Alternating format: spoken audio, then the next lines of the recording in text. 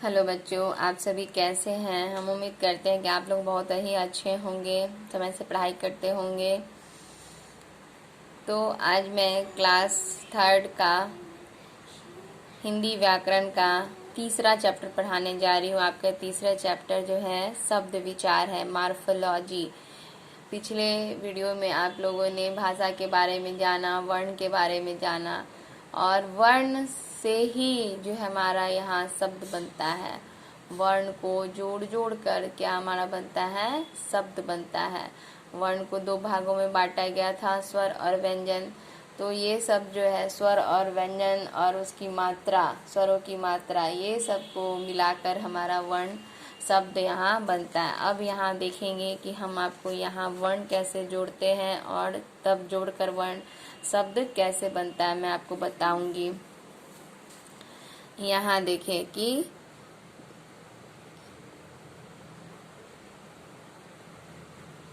गी, ये हमारा इस दोनों वर्ण को जोड़ करके हमारा क्या बना, गी।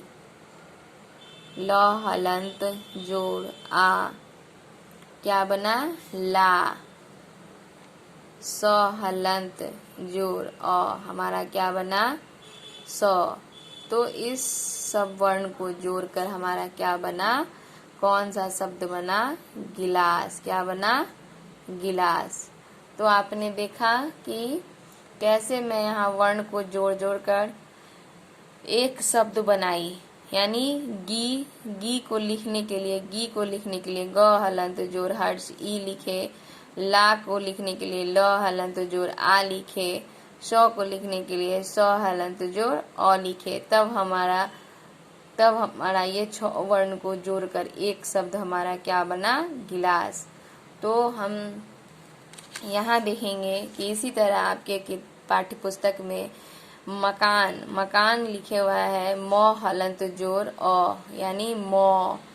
क हलंत जोड़ आ यानी का। न हलंत जोड़ अ यानी नौ। ये वर्ण को जोड़कर क्या बना, मकान। यहाँ देखेंगे पाठशाला, प हलंत जोड़ आ क्या बना, पा। ठ हलंत जोड़ अ क्या बना, ठ। स हलंत जोड़ आ क्या बना, शा। ल हलंत जोड़ आ क्या बना, ला। तब ये सारा वर्ण को जोड़कर एक शब्द हमारा बना यहाँ पाठशाला। तो हम यहाँ देखेंगे बच्चों कि वर्ण के मेल से शब्द बनते हैं। जो दो या दो से अधिक वर्ण एक ऐसे क्रम में जुड़ते हैं जिसका कोई अर्थ निकलता है, वह तब शब्द कहलाता है। वर्ण का ऐसा मेल जिसका कोई अर्थ नहीं निकलता, वह शब्द नहीं कहलाता है। जैसे अब हम यहाँ आपको बताएंगे कि ये वर्ण को जोड़कर तो हम गिलास लिखे। अगर मान लीजिए कि हम इसी वर्ण को लिखते, अगर ल जोड़ आ जोड़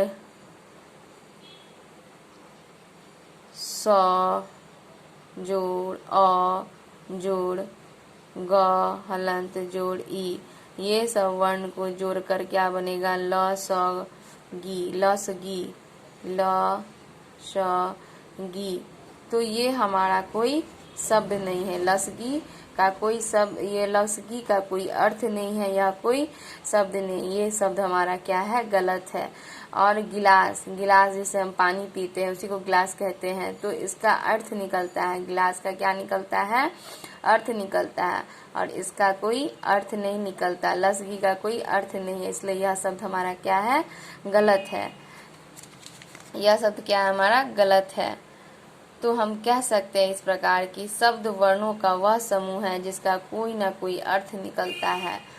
वर्णों के सार्थक समूह को शब्द कहते हैं, कह सकते हैं। और शब्द को दो भागों में बांटा गया है, शब्द को दो भागों में बांटा गया है, सार्थक और निरर्थक।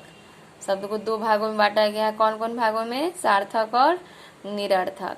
तो अब भाई सार्थक शब्द क्या है, तो अब हम आपको बताते हैं यहाँ पे कि सार्थक शब्द जो है हमारा कि जिस शब्द का अर्थ निकले, जिस शब्द का कोई ना कोई अर्थ हो, उसे सार्थक शब्द कहते हैं। यानी गिलास जो हम यहाँ वर्ण जोड़कर शब्द बनाए तो इसका अर्थ हमारा क्या निकलता है, ग्लास। इसका जोड़कर क्या बना, गिलास। और गिलास जो हम लोग पानी पीते हैं जिससे, तो उसका अर्थ निकला।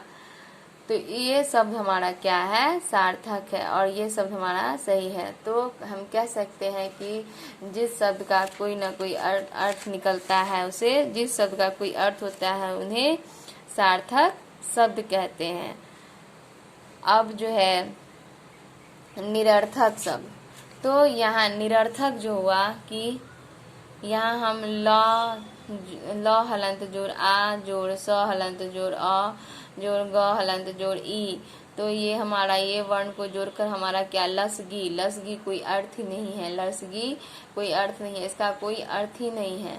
तो ये हमारा शब्द क्या हो गया, गलत है। तो इसको हम क्या कहेंगे, निरर्थक। क्या कहेंगे, निरर्थक। ये हमारा क्या है, सार्थक शब्द। क्या है, ये हमारा शब्द क्या है, सार्थक। और ये गलत शब्द है, तो ये हमारा क्या है, निरर्थक। इसका कोई अर्थ ही नहीं है, इसका कोई अर्थ नहीं होता है, लसगी का कोई अर्थ नहीं। तो ये शब्द हमारा गलत है। तो इस प्रकार हम कह सकते हैं कि जिन शब्दों का कोई अर्थ नहीं निकलता उन्हें निरर्थक शब्द कहते हैं।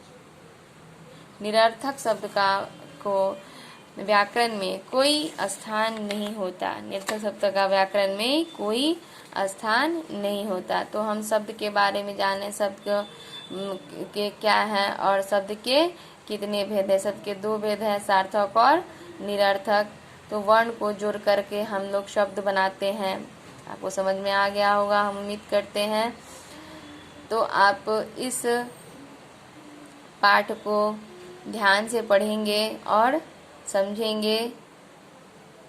धन्यवाद।